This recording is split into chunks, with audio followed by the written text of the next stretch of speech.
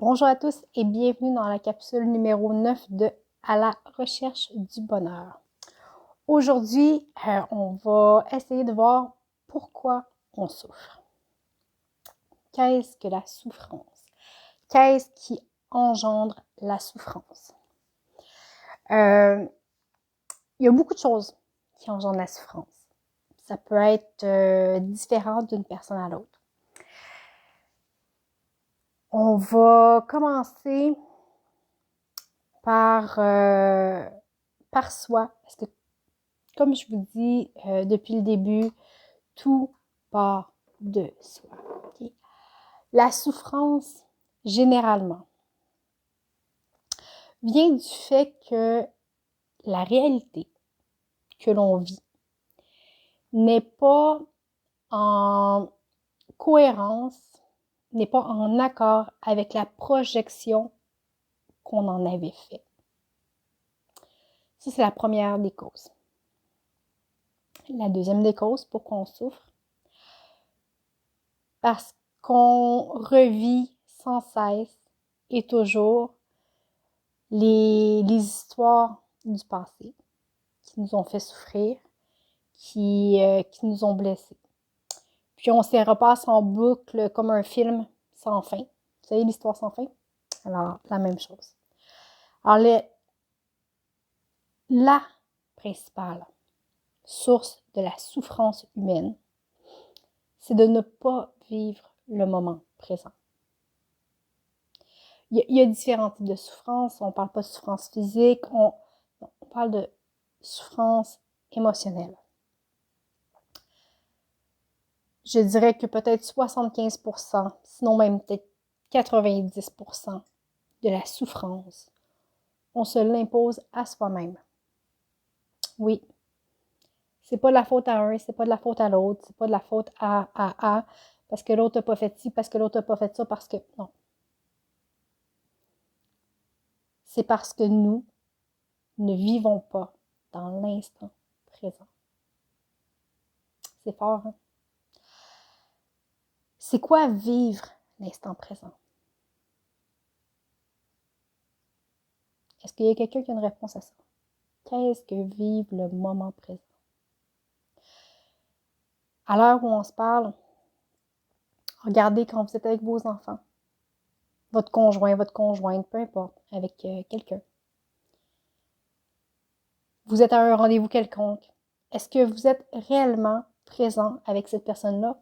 Ou si pendant que vous êtes avec cette personne-là, vous pensez à votre prochain rendez-vous, votre prochaine action, que dans une heure, il ne faut pas oublier de faire ça, qu'il ne faut pas oublier d'aller à chercher les enfants à la garderie, à l'épicerie, à 6.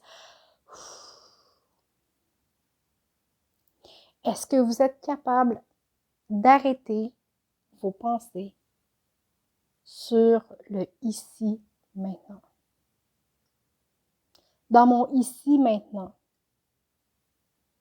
je suis pas en train de me dire, ah ben, c'est une belle journée aujourd'hui, hein, je suis sortie, ça a fait du bien, puis ah ben là, demain, il annonce de la pluie. Là, demain, il annonce de la pluie. Tout... Non.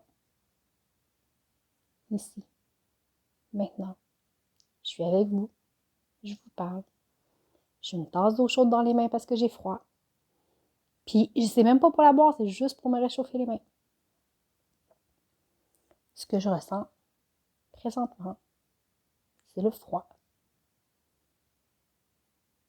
C'est pas la souffrance parce que mon voisin n'a pas fait telle affaire ou parce que je m'entendais pas bien avec ma mère quand j'étais jeune ou parce que mon frère n'a pas été gentil ou peu importe, peu importe. Peu importe la souffrance du passé. Je suis pas non plus dans l'anxiété de l'avenir. Mais là, écoute, hein, si j'ai encore froid tantôt puis mon eau devient froide, là, je pourrais me réchauffer. Qu'est-ce qui va arriver? Qu'est-ce qui va arriver? Puis demain, le ciel annonce la pluie, je ne pourrais pas sortir. Mais là, si les routes ne seront pas belles, là, je vais... OK. Non. Demain, ça sera demain. Si je sais qu'il annonce pas beau, je me lèverai 1 heure à l'avance. C'est pas grave. Je roulerai plus tranquillement. C'est pas grave. Il n'y a rien de grave. Quand on vit dans le passé, on vit dans la souffrance, on vit dans la peine, on vit dans les regrets, on vit sur une fréquence énergétique très, très basse, très, très basse. Parce que les histoires que vous ressassez sans cesse du passé sont jamais les positives. Avouez.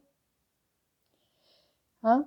C'est rare qu'on pense avec nostalgie ou avec un grand bonheur à quelque chose du passé. Soit qu'on est très nostalgique de l'avoir perdu, que ce soit fini, quand c'est quelque chose de positif. Alors, quand on est dans le passé, on est dans des basses fréquences. Je vous en ai parlé souvent. C'est pas ça qu'on veut cultiver. On peut revisiter son passé pour apprendre. Oui, apprendre. Mais pour revivre ces souffrances sans cesse, sans cesse et sans cesse et encore et toujours, c'est pas bon.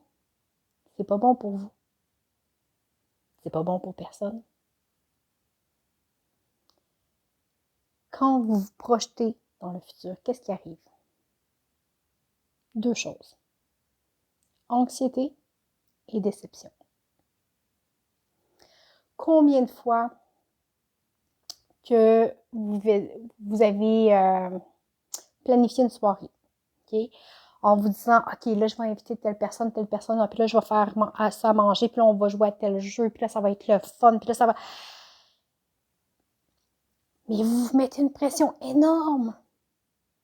Et là, vous faites toutes des pieds et des mains pour que ce qui arrive concorde au centimètre près avec ce que vous avez imaginé.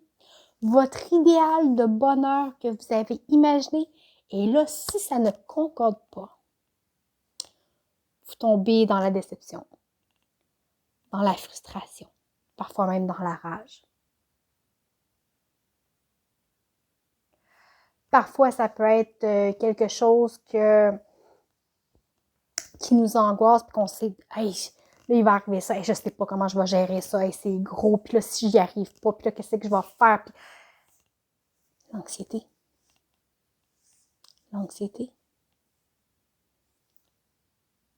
Si vous êtes une personne qui est capable de vivre le moment présent, vous allez aussi être capable de gérer toutes les situations qui se présentent à vous. Simplement parce que vous ne serez pas occupé à entretenir des réactions, des sentiments négatifs par rapport soit au passé ou soit au futur. Vous allez être capable de réagir à ce qui se passe dans l'instant présent.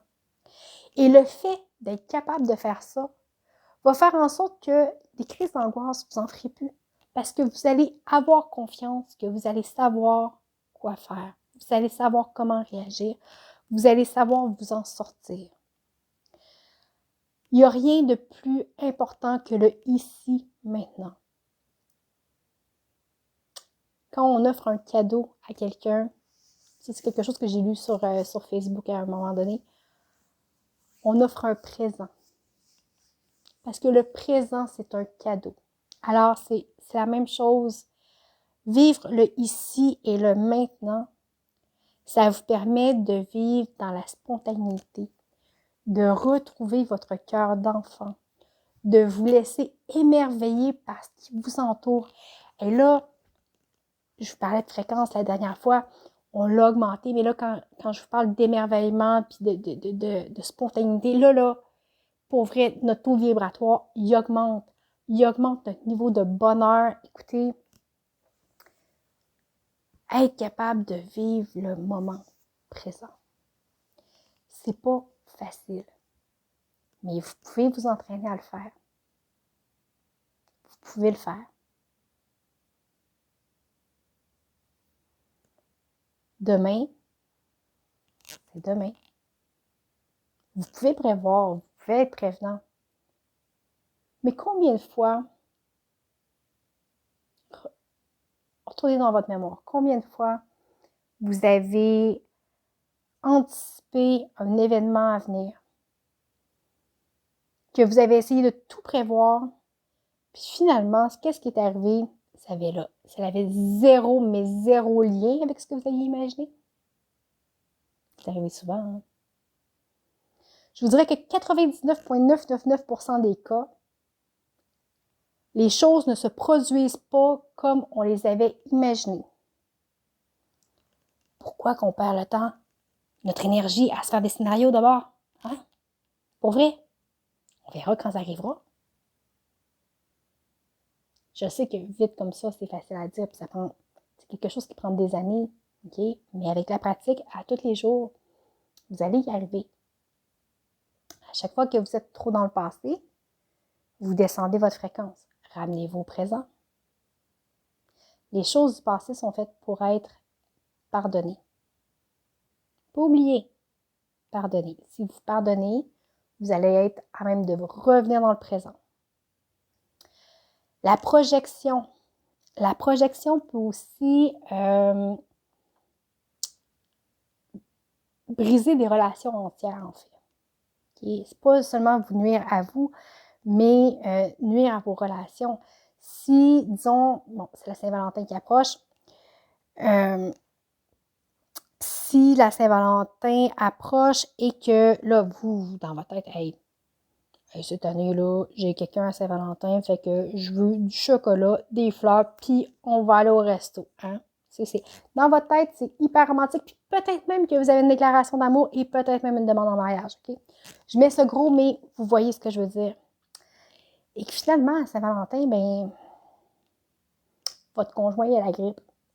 Pas qu'il veut pas rien faire, là. Il vous a offert une fleur, mais il est malade. Puis finalement, vous ne faites rien. Est-ce que vous allez être déçu? Oui. Vous allez être fâché. Vous ne lui direz pas. Il ne comprendra pas pourquoi. Ça l'amène un paquet d'incompréhension. Tout ça parce que la réalité n'a pas reflété votre projection mentale. S'attendre aussi à ce que les autres devinent ce qu'on ressent, devinent ce qu'on pense, devinent nos désirs, nos envies.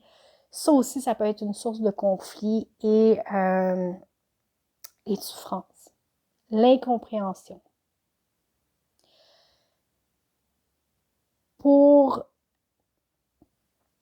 Ce n'est que des petites parties. Okay, la souffrance, ça peut être beaucoup plus que ça. Mais je vous dirais qu'avec ça, ça peut rejoindre quand même beaucoup, beaucoup de monde. Okay? Apprendre à se connaître, c'est une des choses. Apprendre à vivre le moment présent, c'en est une autre.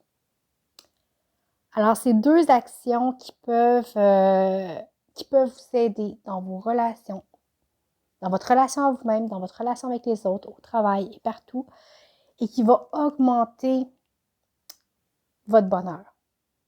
Pas qu'il y a des choses qui vous arriveront plus de négatives ou de difficiles, non.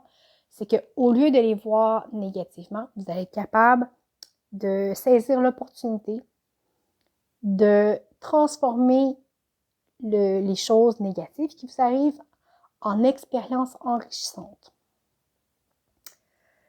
Oui, ça aussi, c'est gros. Ça aussi, c'est gros. Plus vous allez avancer dans votre cheminement, plus vous allez en arriver là.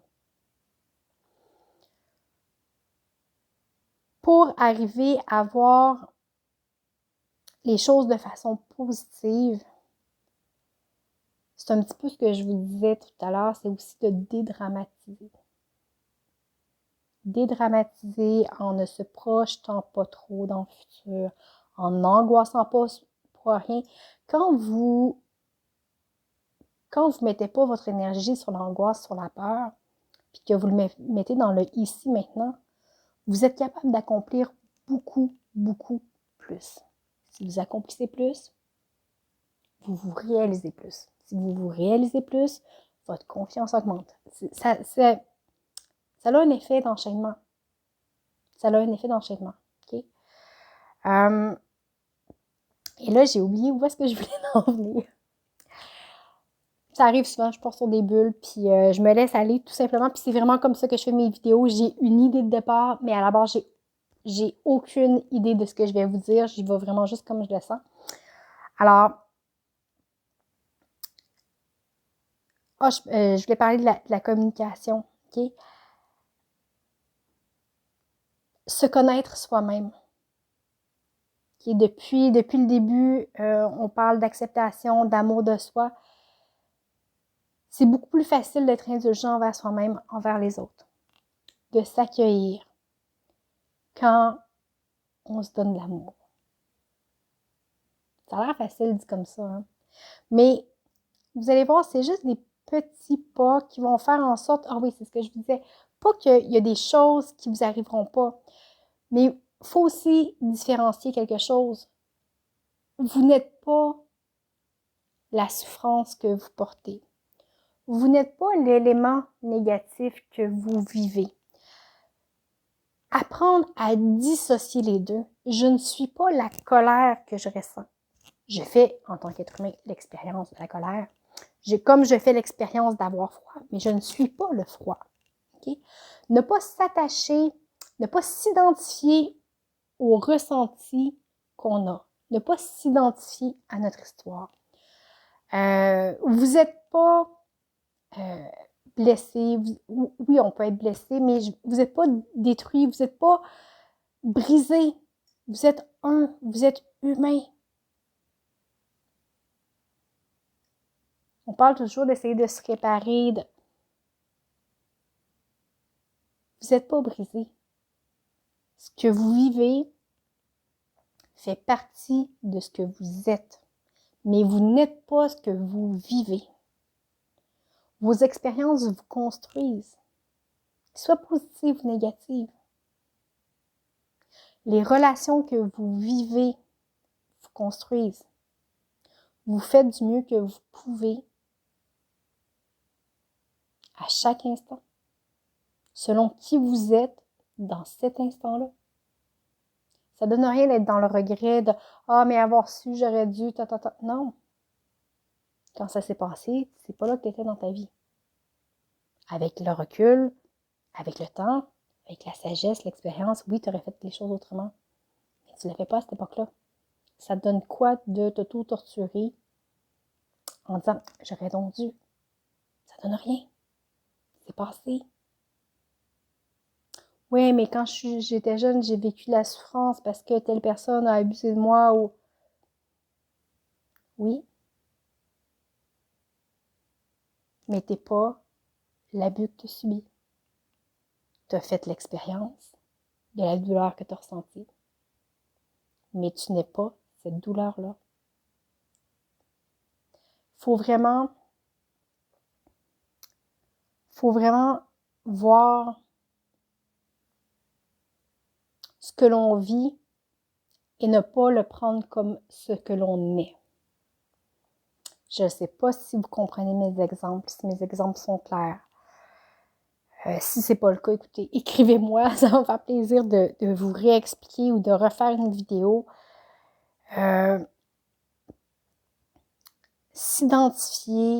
Identifier ses peines comme étant soi-même, c'est pas ça. Vous n'êtes pas vos émotions. Vous êtes un être humain qui fait l'expérimentation de ces émotions-là, de ces expériences-là. Mais vous n'êtes pas ça. Vous êtes un être à en devenir à chaque instant de votre vie. Chaque instant qui se présente à vous permet de vous améliorer en tant qu'être humain. Puis toutes les choses négatives qui vous arrivent, les choses difficiles, les choses dont vous n'avez vraiment pas besoin dans votre vie, qui arrivent quand même, sont là pour nous faire grandir, pour nous faire apprendre, pour nous pousser en dehors de notre zone de confort pour qu'on grandisse. Si on n'est jamais poussé en dehors de notre zone de confort, qu'est-ce qu'on fait? Est-ce qu'on apprend? On n'apprend pas. On ne grandit pas. C'est quoi le but de l'humanité que je vous ai dit au début? d'essayer de devenir une meilleure version de soi-même chaque jour. C'est le but de la vie. Pas plus, pas moins. C'est pas de faire 1 million. Ça peut être pas trop désagréable avoir 1 million, là. Mais, vous comprenez ce que je veux dire? Le but de la vie, c'est pas porter des vêtements de marque, c'est pas d'avoir une grosse voiture, c'est pas... Non. C'est pas ça. Vous reconnectez à l'essence de ce que vous êtes. Essayez de devenir une meilleure version de vous-même chaque jour. Et ça, vous allez avoir l'énergie de le faire. Vous allez avoir la gratitude de le faire quand vous faites les choses en pleine conscience, le moment présent. C'est ça la pleine conscience, c'est se ramener au moment présent. Dire, hey, je tiens une tasse, c'est chaud. Et ça fait du bien. Chaleur qui m'enveloppe. Pas plus, pas moins. Le moment présent. Avec la vie, dans la société dans laquelle on est, on n'a pas le choix d'avoir un certain rythme. Il y en a qui sont beaucoup dans la performance, dans la surperformance même. Puis c'est correct. On n'est pas tous au même endroit. On n'a pas tous le même cheminement. Nos challenges ne sont pas les mêmes d'une personne à l'autre. Okay? Alors, vivez tout simplement en pleine conscience de qui vous êtes, en vous respectant, en continuant à vous aimer, en mettant de l'intention dans vos gestes. C'est des choses que je vous répète depuis le début. Okay? Et s'arrêter pour vivre le moment présent. S'arrêter pour être dans la gratitude. Puis vous savez, quand je vous disais juste sortir dehors, faire quelques respirations conscientes à l'extérieur par jour, ça peut être des petits moments qui vous aident dans votre journée à rester dans le moment présent et à vous reconnecter à vous-même. C'est des exercices à faire à tous les jours. Écoutez, prendre votre tasse de café, votre tasse de thé, peu importe. Hey, ça fait du bien. Ça réchauffe, j'avais les mains gelées. Alors voilà. Pourquoi je souffre? Parce que je ne vis pas le moment présent. Parce que je m'identifie à mes blessures, aux événements qui sont difficiles. Je vous dirais que c'est probablement ça. Okay? Dans les prochaines capsules, je vais vous parler, je vous en avais parlé dans la dernière, de choses qui vont pouvoir vous aider à vous connaître. Je vous ai parlé un petit peu de connaissance de soi. Pour se développer, faut prendre conscience de ce que l'on est, de qu'est-ce qu'on a changé, de qu'est-ce qu'on a à améliorer pour aller plus loin, pour devenir justement cette meilleure version de nous-mêmes là. Alors, c'est des choses que je vais vous présenter qui peuvent vous parler ou pas. Vous n'êtes pas obligé de tout prendre, mais qui, moi, je pense que juste en faisant ces prises de conscience-là, ça peut vous aider à aller plus loin. À aller plus loin dans votre cheminement. Sans étiquette, sans jugement, c'est pas ça le but. C'est pas de vous étiqueter. Souvent, on a l'étiquette facile. Ah ben ouais, lui il est TDAH, lui il est ci, lui il est ça. Non. C'est de comprendre votre nature, de comprendre vos comportements. Qu'est-ce qui fait que vous n'arrivez pas à vous sortir de votre sentiment peut-être de ne pas être suffisant, de votre sentiment de toujours vouloir faire plus ou de ne pas être assez ou bon. Alors, je vais vous parler de certaines choses qui vont peut-être vous aider à vous reconnaître, à faire des prises de conscience. Les 3 prochaines capsules vont être là-dessus. Et les 2 suivantes vont être sur comment prendre action pour amener justement des changements dans notre vie pour pour sortir de ça, pour aller justement chercher le bonheur qu'on veut tant. Okay? N'oubliez pas, le bonheur, c'est une façon de prendre la vie, de la prendre comme elle vient, d'accepter ce qui est. C'est très difficile, c'est pas évident, mais si vous pratiquez à être dans le moment présent, le ici et le maintenant, ça va vraiment vous faciliter la vie, à demeurer dans un état positif et à accueillir les choses telles qu'elles sont, en restant dans l'amour de vous-même, évidemment. Là-dessus, je vous souhaite une très belle semaine et je vous dis à bientôt.